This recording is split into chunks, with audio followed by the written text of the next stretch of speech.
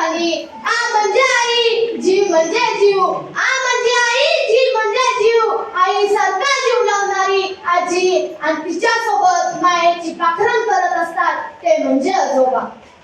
सर्वप्रथम सर्वांना माझा नमस्कार. मी आराध्या पोपटकर, इयत्ता 8वीची विद्यार्थिनी, छत्रपती हायस्कूल राक्षीची विद्यार्थिनी. माझा विषय आहे आपल्या आयुष्यातील आजी आजोबांचे स्थान.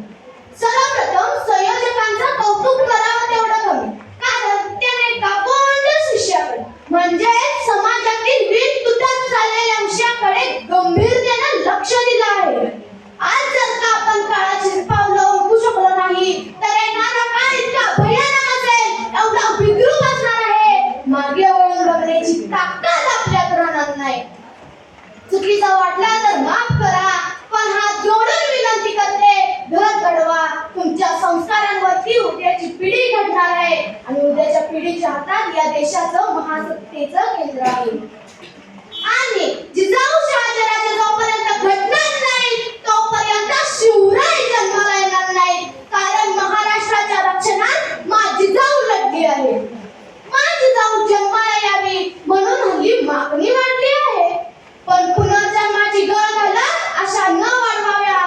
मा जिजाऊ जन्माला येणार नाही तर त्या आता घरात घडवाव्या लागणार आहे. आणि ज्या दिवशी तुम्ही हे आव्हान पेलाल ना त्याच दिवशी तुमची उद्याची पिढी घडणार आहे.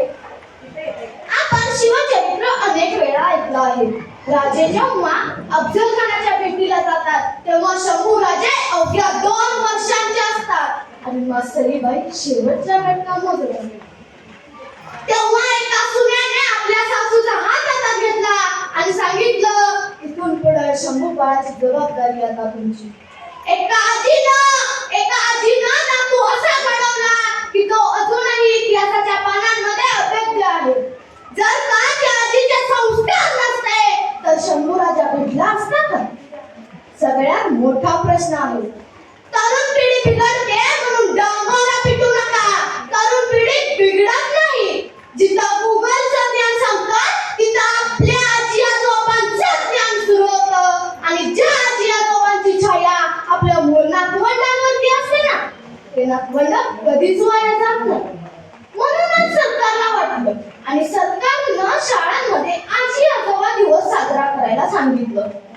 त्यांना शाळेत बोलावणं, त्यांची विचारपूस करणं, त्यांचे अनुभव ऐकणं, त्यांचे खेळ घेणं, खरंच हे खूप नवीन. उपक्रम जरी नवीन असला तरी त्यामागची भावना आपल्याला शाळेत कोणीतरी बोलावते, आपल्याला विचारपूस करते, या विचारानंच ती लोक आनंदी होती. उपक्रम जरी नवीन असला तरी या सर्वांना एक उपक्रम म्हणजे तो मार्ग होता. त्यांच्या मनावरची मरगळ त्यांना वयात अडकवलेलं म्हणता होतं. तुकडुक तुकडुक घोडोबा घोड्यावर बसले लाडोबा, तुकडुक तुकडुक घोडोबा घोड्यावर बसले लाडोबा, लाडोबाचे लाड करताय कोण? आजी आजोबा आणखीन कोण?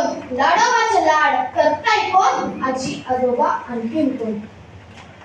आजी आजोबा हे संयमाचा घाट असतात, आत्मविश्वासाची कवच कुंडल असतात.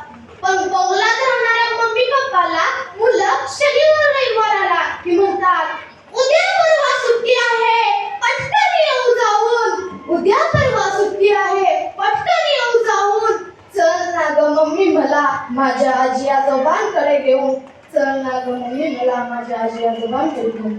थरथरणाऱ्या काठीला बळ मिळतं बघ, अंधुक झालेल्या नजरेला आभाळ मिळतं बघ, थोडाच ते प्रकाश करू एक रात्र राहून.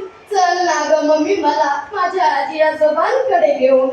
त्यांच्या करपरीत झालेल्या हातानं निघतात गालावरची काकडं, त्यांच्या करपरीत झालेल्या हातानं निघतात गालावरची काकडं, पण त्याच हातांनी जगवलीत ना ग आजपर्यंत कितीतरी पाखरं. आपण एका तासासाठी तरी पाखरं व्हायला जाऊ. चल ना ग मम्मी मला माझ्या आजी आजोबांकडे घेऊन. हीच आपली दिवाळी समाज जाणं आणि येणं, सिमेंटमध्ये रुतून बसलाय त्या गावचं बेणं. असं कोणतं जहान नसतं जे मूळ टाकतं खाऊन. चल ना ग मम्मी मला माझ्या आजी आजोबांकडे घेऊन. अगं डोळे त्यांच्या सुचले का मला बघण्यासाठी हिरवा चष्मा लावून, अगं डोळे त्यांच्या सुचले का मला बघण्यासाठी हिरवा चष्मा लावून. गाडी नको मी आजी आजोबांच्या पाठीवर खेळ आणि त्याच वेळी त्यांच्या आत्म्याला खरा मोक्ष मिळेल. चल ना ग मम्मी, मला माझ्या आजी आजोबांकडे घेऊन. पूर्वीची मुलं आजीच्या अंगाईनं झोपायची, पण आता मोबाईल बघतात. आजोबांच्या पाठीमागे लागायची पाठीवरून फिरण्यासाठी, पण आता व्हिडिओ गेम बघत असतात. खरंच जगविख्यात असलेली आपली संस्कृती आज आजी आजोबांसोबत लुप्त होत चालली आहे हो. ही दुर्दैवी गोष्ट आहे. आजी म्हणजे काय असते? आजी म्हणजे काय असते? दुधावरची शाई असते, मनावाच्या पांघरुणाला उगवणारी माय असते, आईसाठी प्रेमळ असते. आजोबा म्हणजे काय असतात? आजोबा म्हणजे काय असतात? न रागवणारे दुसरे वडील असतात, प्रेमाने आणि धाकाने सर्वांवरती ठेवत असतात. खरंच आजी आजोबांचा हा धाक आणि प्रेमळपणा आता वृद्धाश्रमात कैद झालाय हो. जर का आजी आजोबांची सुरुवात आपल्या घरापासून होते आणि जाऊन थेट थांबते वृद्धाश्रमात. किससे अपना बनाओ कोई काबिल नहीं मिलता, किससे अपना बनाओ कोई काबिल नहीं मिलता. पत्थर बहुत मिलते हैं लेकिन दादा दादी जैसा कोई नहीं मिलता, लेकिन दादा दादी जैसा कोई नहीं मिलता. एक आपल्या मुलाला एक जर का चांगला माणूस घडवायचा असेल ना, तर आजी आजोबा पुढे येईल. जाता जाता एवढंच म्हणावंसं वाटतं की घराला आधार देणारे सुरकुतलेल्या चेहऱ्याचे,